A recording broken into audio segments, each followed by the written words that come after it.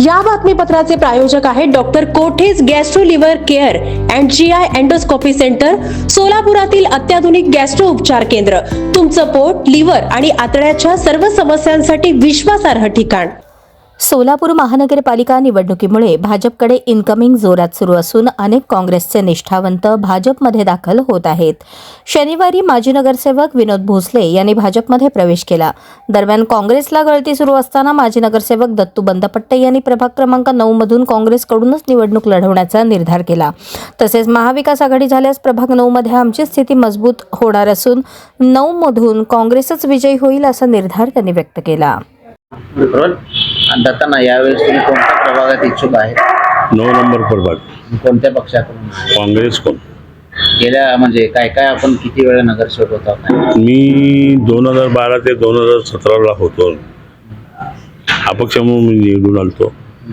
अपक्ष निवडून येऊन मी काँग्रेसमध्ये प्रवेश केले. इतर पक्षाकडून काय ऑफर होते का आपल्याला? होते ना, BJP कडून ऑफर होते. मी ते काही स्वीकार केलं नाही. का कारण काय? नाही ना, आपल्याला काँग्रेस सोडून जायचं नव्हतं. आता सुद्धा सर्वजण गेले तर मी आम्ही काँग्रेसकडूनच बसले तिकीट. खासदारांना भेटले नाही, खासदार आता त्यांनी येजेत होते ना. आता हे नागपूरला कसं आहे, 9चा प्रभाग हा भाजपचा बालेकिल्ला असं मानलं जातं. त्यामुळे भाजपकडे इच्छुकांची संख्या आहे. काँग्रेसकडे आहेत का तसं उमेदवार? आहेत ना, आमच्या पुरतं आम्हाला आहेत उमेदवार.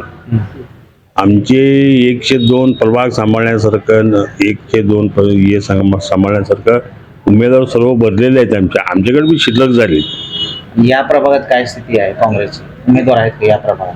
या प्रभागात बी आहेत ना. माझ्या जोडीला भरले ते आता आपलं कुचान साहेब भरलंय. परत कोण कोण भरले अजून काय डिक्लेअर नाही. त्यांचं डिक्लेअर झालं तुम्हाला कळवू आम्ही. महाविकास आघाडी झाली तर या प्रभागात कसं तुम्हाला छान पडेल, म्हणजे सोपा जाईल.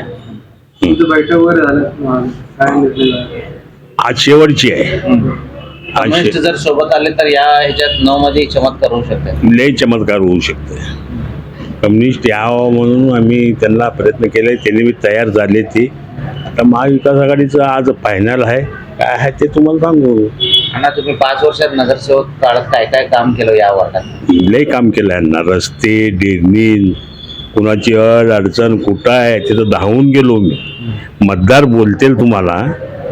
ज्यावेळेस इलेक्शन झाल्यानंतर मतदान कौल देतील. तुमचं नगरसेवक केलं नसेल, मी तेवढं कामं केलं करून दाखवलं. त्याला 8 कोटी रुपयाचं कामं केलो. माझ्याकडे तसं आहे लिस्ट. नाही नाही, आता 5 वर्षात एकदा सुद्धा 9 नंबर काय प्रभागमध्ये आमच्याकडे तर हिंडलाच नाही. कोण नगरसेवक ते सुद्धा माहीत नाही मतदारांना. त्यामुळे काँग्रेसचं पॅनल या ह्याच्यात 9 मध्ये येऊ शकेल. 4 सीटा येऊ शकते. आमचा पॅनल पूर्ण येऊ शकतं. आणि तसं हे महाविकास आघाडी जर झालं ना, पूर्ण पॅनल येऊ शकतं. नाही सांगितलं ना त्यांना. आम्ही त्यांच्यासमोर हेच दिलेलं आहे की बाबा 5 वर्ष झाले काय काम केले. ती मी केलेलंच काम आहेत म्हणून सांगितलं त्यांना. त्यांनी सुद्धा कबुली दिले. मी हिंडायला आलो होता, जागी जागी बैठकी आलेलो. आज सकाळी 6 पासून आत्ताच आलो बघा घरी. मतदाराकडेच होतो मी.